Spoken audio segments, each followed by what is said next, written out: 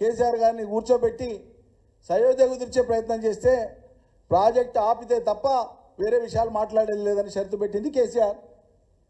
వినకపోతేనంటే ఆనాడు 6 మంత్రులు రాజీనామా చేసింది పోతిరెడ్డిపాడు కోసమే. సిగ్గు ఉంటే మీ పార్టీకి ఒక దిక్కేమో రాజశేఖర రెడ్డి మహానాయకుడు అని పొగుడతారు, ఫోన్ చేసుకుంటారు రాజశేఖర రెడ్డి మహానాయకుడు ఘనము గినమని. మళ్ళీ ఇలా అదే రాజశేఖర రెడ్డి మొదలుపెట్టినటువంటి పోతిరెడ్డిపాడు గురించి కాంగ్రెస్ పార్టీలో ఉండేటువంటి ఆనాటి తెలంగాణ నేతలు ఒక్కడైనా రాజీనామా చేసిండా? ఒక్క మంత్రి రాజీనామా చేసిండా?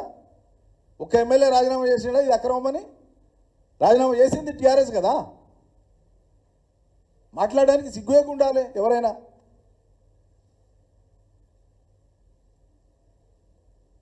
చంద్రబాబు అయినా మధ్యలో జగన్ అయినా మళ్ళీ ఇవాళ చంద్రబాబు అయినా ఆంధ్రప్రదేశ్ పాలకులుగా ఎవరున్నా వాళ్ళు కేంద్రంలో ఉండేటువంటి ప్రభుత్వంతో సయోధ్యలో ఉన్నారు. మన కళ్ళ ముందే ఉంది. మోడీ గారిని దేశ బహిష్కరణ చేయాలంత తీవ్రస్థాయిలో మాట్లాడిన చంద్రబాబు నాయుడు మళ్ళీ మోడీ గారి కాలు మొక్కేది కూడా మనం చూస్తున్నాం. మనమే సాక్షులం మాట అన్నిటికీ. అమెరికా వీసా కూడా ఇవ్వద్దు అని మాట్లాడిన చంద్రబాబు నాయుడు గారు.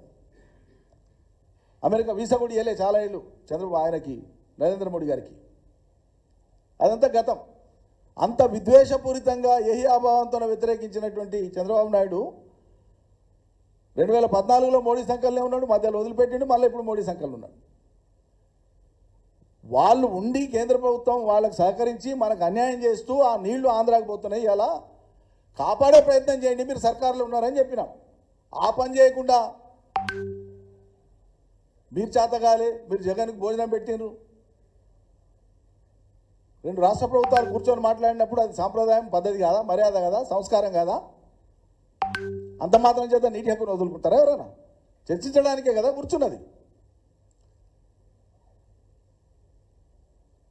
రాయలసీమ లిఫ్ట్ ఇరిగేషన్ అక్రమంగా ప్రతిపాదిస్తే జగన్ ఆనాడు ఆపింది మేము కాదా? గ్రీన్ ట్రిబ్యునల్లో స్టే తెచ్చింది మేము కాదా? కేసీఆర్ కాదా? ప్రధానమంత్రికి లేఖ రాసింది కేసీఆర్ కాదా? ఆది నుంచి నేటి వరకు అటు ఉమ్మడి పాలమూరు జిల్లాను కానీ తెలంగాణను కానీ సర్వనాశనం చేసిందే కాంగ్రెస్ ప్రభుత్వం.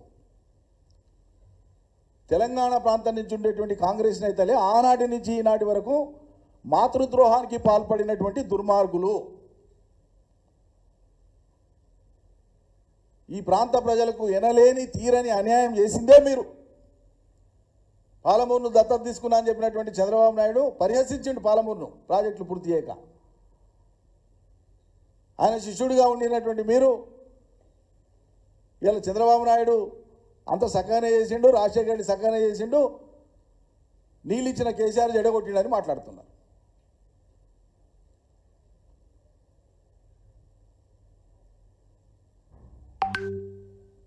కాబట్టి ఇటువంటి నిరంతర నిందాపూర్వక వ్యాఖ్యల ద్వారా, ఉపన్యాసాల ద్వారా, మాటల ద్వారా తెలంగాణకు మీరు మేలు చేయలేరు, మీకు మీరు కూడా మేలు చేసుకోలేరు.